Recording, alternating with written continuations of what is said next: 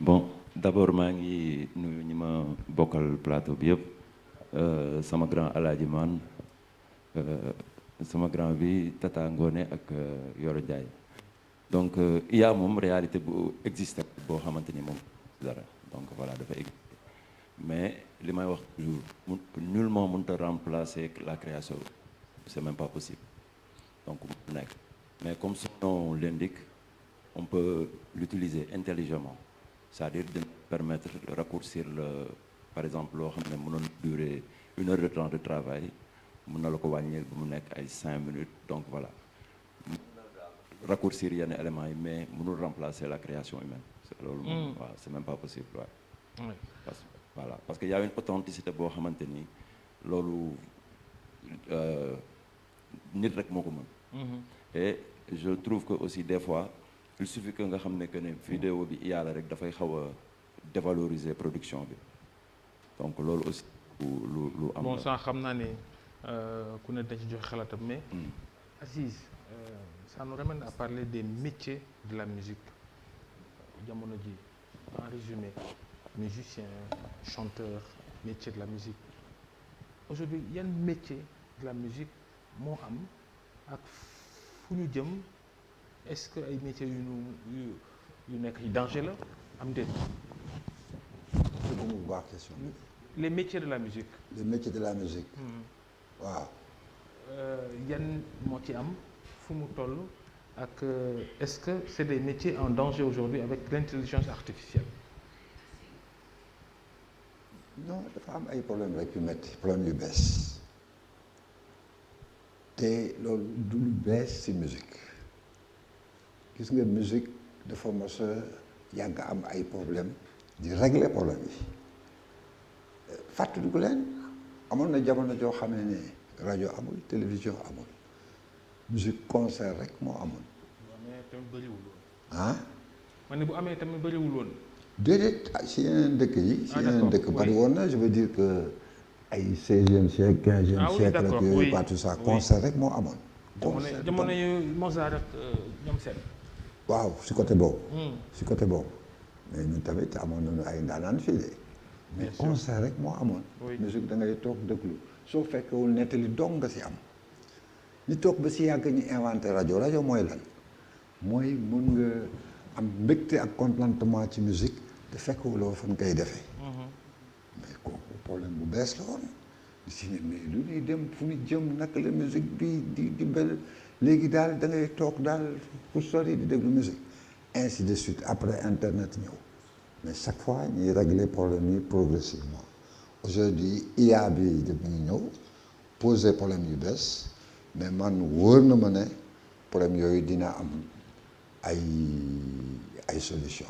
du ma développé dinañ développé su kanamee mais problème bi muy gën a posé mooy problème mu droit dama bëgg a wax na rek gis nga droit ak technologie dañuy daxante technologie bi mooy jiitu droit bi dafi gis nga ba rajo amul woon droit d'auteur rajo amul woon. parce que y a une musique que l'équipe nationale du Sénégal de foot une musique bi ñuy utiliser seen vidéo yi léegi c'est du Xaar Mbay ma Jaaga remixé en intelligence artificielle c'est très bon c'est pas très bon mais problème mu droit bi mi ngi posé wu ci waaw li ma lay expliquer d'abord base boobu il faut bëgg ñu comprendre ko pour bañ a pour rafet njort droit ak technologie dañuy daaxante ba droit d'auteur bi xew rajo amul woon ba rajo ñëwee droit bi dabi après mu am droit de radiodiffusion après internet ñëw droit bi dabi mu am droit numérique IA bi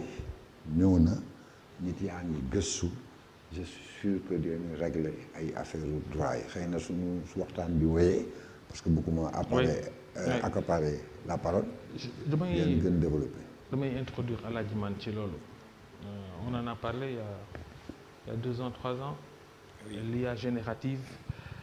gis nañ léegi li muy jur on met la voix qu'on veut ci luñ ko bëggee teg ko mu nice alors est-ce que la musique est en danger ci wàllu woowu wala da nga jàpp ne lu baax la. tout d'abord il faut que ñu remonter un peu avant ñu wax IA il faut que ñu wax lan moo jur IA parce que IA moom la ñuy wax machine learning maanaam xarale goo xam ni dafay jàng ci lan lay jàng mi ngi jàng ci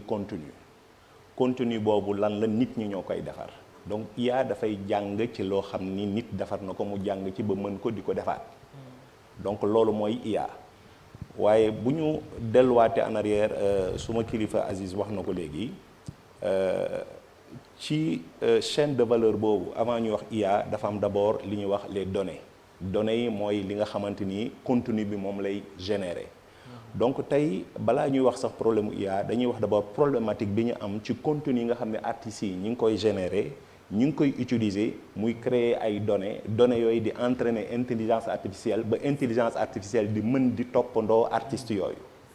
donc ci base bi ci cëslaay bi Aziz wax na ko ci wàllu droit d'auteur foofu la ñuy delluwaat artistes yi aussi ñu gën a xam gëstuwaat lan mooy droit d'auteur lan mooy àq ak yelleef ba nga xam ni dafa jóge ci loolee nga xam ni moom la ñuy fent la artistes yi di fent loolu la koy saytu di ko aar moom la ñuy wax droit d'auteur maanaam artiste bu créé droit d'auteur mooy njëkk a taxaw ngir aar ko bu ko aaree ba noppi nag mu door a jël wàll wi nga xam ni moom la ñuy wax patrimoine loolu mu créé mën ko jox producteur bu tudd Ngóone bu tudd Prince Art bu daal di koy jël exploité ko léegi nag bu ko exploité ñi nga xam ni ñooy ñëw di utiliser loolu dañuy générer ay données yooyu ñuy générer nag dafa am ñoo xam ne dañoo créer ay machine learning maanaam ay xarale yoo xam ne dañuy jàng dañuy dem di jël loolu di ci jàng ba mu nekk nag benn intelligence artificielle générative boo xam ne léegi mën na composer loolu wala mu méngale ko loolu muy composer li mu njëkk a jur d'abord mooy simplifier ak créer des opportunités plus rapides de création de contenu mais parallèlement aussi dafa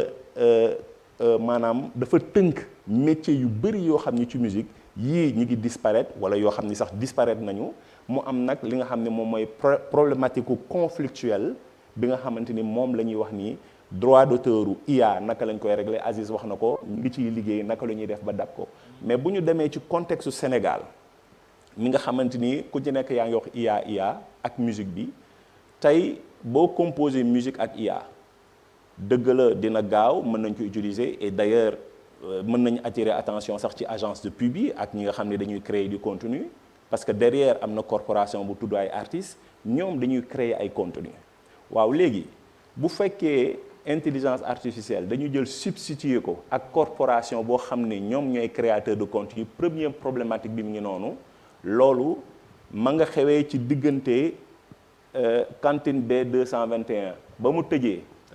Talla Diagne personne ne s'est posé la question lu xew pourtant Talla moo doon ki nga xam ne moo doon distribuer tout ce qui est production partout au Sénégal ñu xëy ñu ne tëj na mais on aurait dû se poser la question laajte lu xew boobu. Est-ce que